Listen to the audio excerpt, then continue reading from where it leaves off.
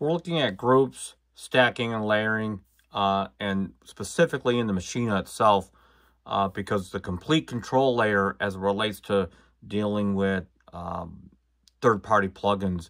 So this video sort of piggybacks on the previous video that I had made. The complete control has sort of a separate API for it, and so the Maschine has a little bit more depth in terms of controlling. So this video is for people that are really more interested in using the Maschine itself for for music production. So we're going to take a quick look at groups. I'm going to pan mostly to the Complete Control Mark II. I will have a video of the Complete Control Mark III, then sort of the more recent release controller, and the do's and don'ts as far as that goes. But for now, we're going to kind of take a look at the Mark II. And as Jeff Gibbons had once said in his video, when deciding between a Mark II and a Mark III, hold on to your Mark II. And so we'll get to that in a minute, or in a later video. But we're going to take a look at groups. Now, groups, again, are specific to the Maschine itself. I'm going to show the screen a little bit so you can kind of zoom in on both things that are happening. And so this right here, and this color is represented by 16 sounds that can be contained within a specific group, and each group can have a specific color. So, for example, from the computer itself, I'm going to show you, you can change the group color, all that stuff now.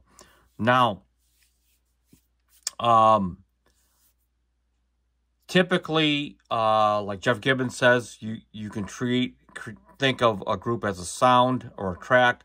I like to think as a group as not just a track, but a track of multis. Okay, so you can have 16 different sounds if you wanted to have it here. In other words, I can load a sound here. I can load a sound here. I can load a sound here. Like I said, up to 16 different sounds. Now, what I can't do as a keyboard player is I can't do a full stack and have full MIDI control over all 16. And I'll get to that later, or perhaps in another video, on how to get around that. But you can link them, and you can get some degree of layering, but you just can't get full control of like the sustain pedal.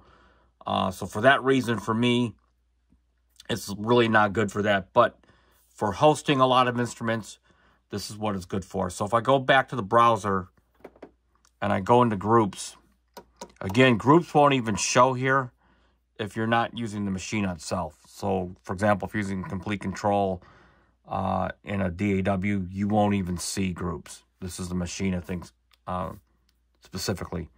So, if I load this custom keyboard group, what it has loaded is basically 16 different plugins. Okay, so if I go in the mixer, you can kind of see these plugins right here. So here's a DX7 sound. Okay, and so let's go back to where it shows the plugin itself. All right. You've got that. Let me see if I can do it from here. You've got, nope. Let me undo that here. I just hit undo. Okay, so you got this. All right. You got an MKS sound. You got the this is the montage plugin.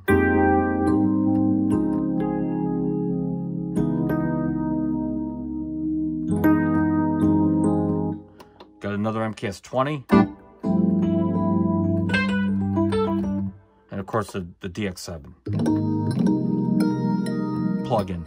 What's cool about this specifically is that each plugin you can have any kind of custom effect to your desire, and it will save that in the actual group layer of the Maschine itself.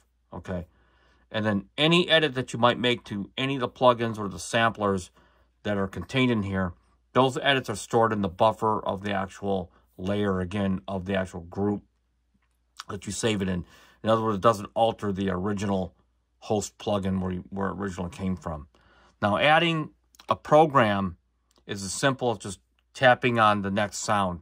So I'm just doing it through the mix right now. But you can do this by hitting track and going to whatever sound you want. So for example, these are the different sounds, right?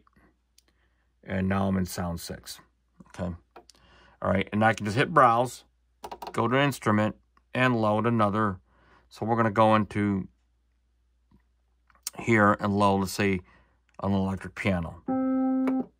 This is the Air Instruments. And you can see it has added another instrument. And I can, again, save this group by, if you look up here, by right-clicking and save as. So I can save it as something new, or I can save it to the original group that I had made and just add on to it. And where this comes in handy, I'll just reset that right now, is when you're starting out and you're writing. Okay, so if I go into another track, hit plus, okay, and then I load another group. So if I go to the group here and I load one called Drum Shop. Drum Shop's going to load maybe 3 or 4 different plugins that I have that I like to use for drum sounds. So this would be the SRX, which I sampled from the MPC, which I sampled from the SRX card. This would be an example of a Native Instruments drum kit. This would be, I think, Easy Drummer, Superior Drummer. This would be the Fish Library. Okay, this is from TuneTrack as well.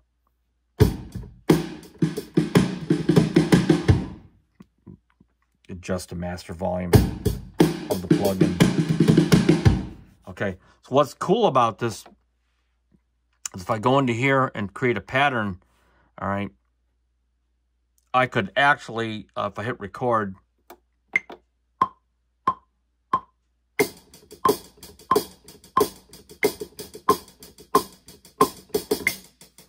okay, so if I go into here, now I can continue to record,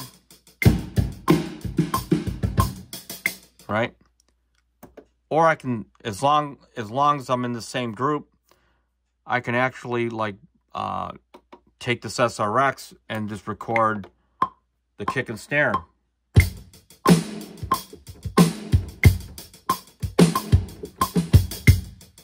Okay.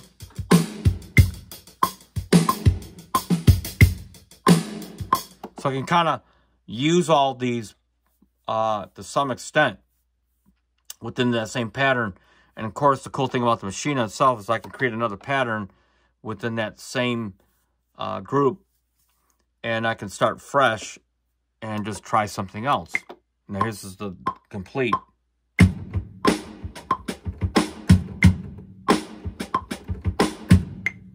Okay, and that was, I think, set at 2 bars. So, what's cool is if I go to the first track of the multi that I have, I can go in here and just pick this sound.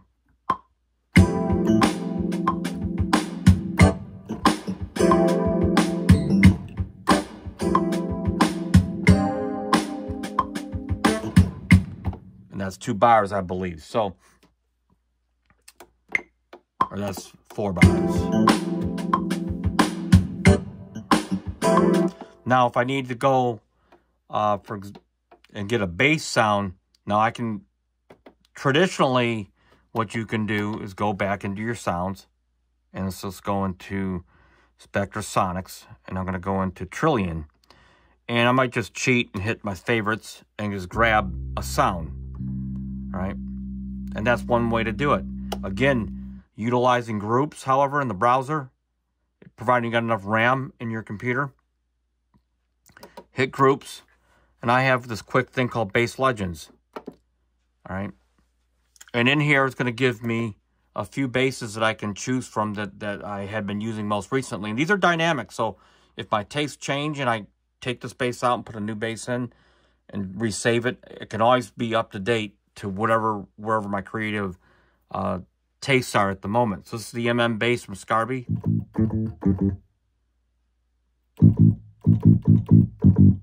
So this would be the Bass Legends. So if I go into here, let's just take this volume up, hit a pattern, and I'll just make this 2 bars.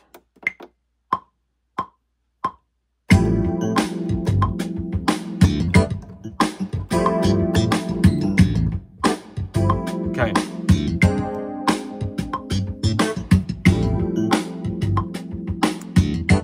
Hit my mixer up, and these are just the master volumes of the 3 tracks, regardless of whatever instruments that's playing.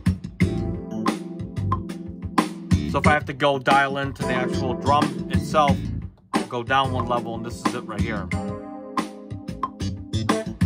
Okay, and that's the basics of how to take advantage of groups within the Maschine. Leave any questions or comments. Until next time, peace out.